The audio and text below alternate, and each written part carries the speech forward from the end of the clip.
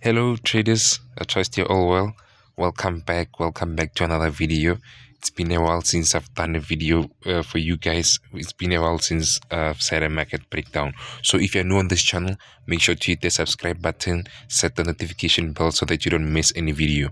So on this video, we'll be analyzing the weekly market.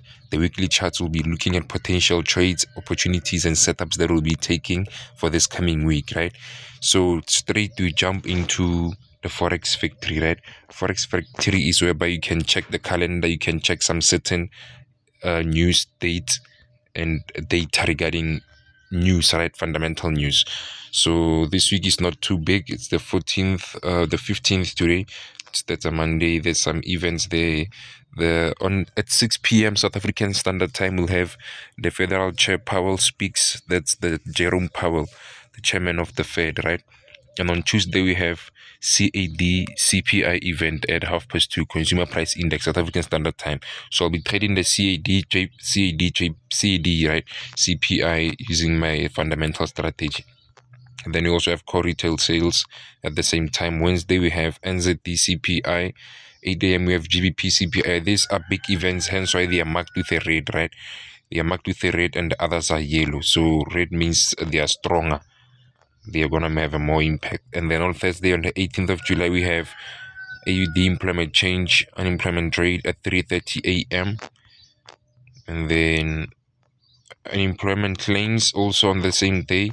Then Friday, finally, we have GBP retail sales at 8 a.m. and then 2:30 CAD core retail sales. So that's all events, but I'm only interested in trading the unemployment rate and the CAD CPI. So let's jump onto the charts, guys. Since you have your events, make sure when you trade, you know what time you're trading. Where is there any news releases that you could avoid, and you understand that the market works hand in hand with news. First off, we'll start off by analyzing the dollar index, guys. So the dollar index is a fiat currency, and then everything that happens on the dollar index will definitely affect the pairs that cross with USD. For example, USD JPY, Euro USD, every pair that has a USD with the movements of the dollar index, the DXY, it will definitely be all those USD pairs will be affected as well. So I've spoke about it. You can check on the video on the pair correlation. Right, I hope it makes sense. So now looking at the dollar index, guys, I'm actually let me zoom out so that I can show you that what I'm seeing. This is actually a top-down bottom-up strategy, right? Analyzing the market from the higher time frame to the smaller time frames. So I set some notifications there, demand breakout, right? So that's a strong demand zone here. That's a strong demand zone we have here. We have a low here. We have a low here. The market has been respecting that demand zone for quite some time. So maybe price might push to the upside, or it might break. So if it breaks, I want to be alerted. But where I'm standing currently, I'm actually pretty much bearish, right? Because this move here, this whole move here, the past week, that's the dollar being beaten up, and then we had CPI numbers coming out on that one. So yeah, that's what I'm thinking, guys. If we can see technically, right, the market was on a bullish, right, a bullish move. The market has been bullish, but eventually it broke out, right?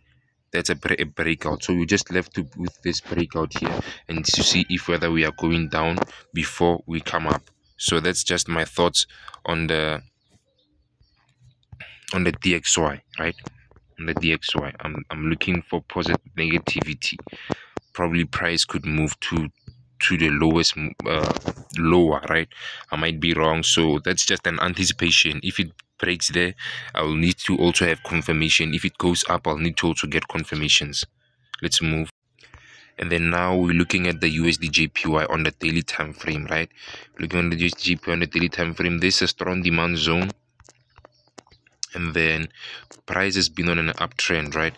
Currently price actually switched the direction, and we had NFP, right? We had CPI. Sorry, why do I keep saying NFP? Okay, let me go to the 4-hour time frame. Sorry about that. 4 hour. 4 hour time frame. Let's switch to the 4 hour time frame, right? So the market has been bullish for quite some time, but with the CPI, we saw a major drop. We saw a major drop from that high up there, right? There was sellers. This is the candlestick from the CPI. We got a pullback. We got an impulse out of that zone, and we got a pullback. So currently, I believe that there are more sellers who are in the market right now, and they're looking to take this market even to the lowest, right? So we see that we have a consolidation a bit, and then we might actually be on our way to move to the downside, right? At least to test the previous demand zone, to break this demand and test the lows there, right? Or maybe even go down, who knows, go further down, who knows. So that's what I'm anticipating on the USD Now taking a look at the EURUSD. On the EURUSD, on the major time frames, we have an overall downtrend, right? But currently, as you can see right here, as you can see, check this out, we've had a downtrend. Price has been going down, but eventually it impulsed and corrected. Currently it's a change of direction. It's on an uptrend, right? So we also had this consolidation. You see a marked with a rectangle, and then price impulsed out of there, a slight pullback, then it went up, breaking up that high there. So meaning chances of it coming to retest the previous breakout, they are not there, or they are less. So you can see we opened with a gap this day, this week. So I'm actually buying that gaps on the MT5. I took some Z buys there just to close the gap, because usually the market would close the gap, and I'll make some little sterlings. I'm on sterlings now, GBP, right? So this market as well, since the dollar index, I'm expecting it to be negative. The outcomes of it being negative, or the reaction of it, might result in the EURUSD being bullish, right? Being bullish. So let me show you the target I set there. The target I set there, let me just take this, I'll return it. It's actually that high up there. If you can see the high there, that's actually the target that matches with this one. Maybe from $1,11,358, $1,000 region, we might get a sell, right? So I'm bullish on the EURUSD. I'm bullish on the EURUSD. Here's a setup that is looking clear. Now continuing looking on the gold spot, XAU USD gold, right? So gold has been on a downtrend, guys, for quite some time. Gold has been on a downtrend, but the overall move was to the upside. You can see this trend line. It's measured from the monthly, or is it the weekly time frame? But eventually it impulsed and pulled back, right, throughout the weeks. We had this demand zone, then we got more buyers coming into the market, right? We got buyers coming into the market of this support zone, and then price broke out of there. We got more buyers coming in. Even during the CPI numbers coming out, there were more buyers coming into the market. So I'm positive on the gold, though I won't be trading it that much.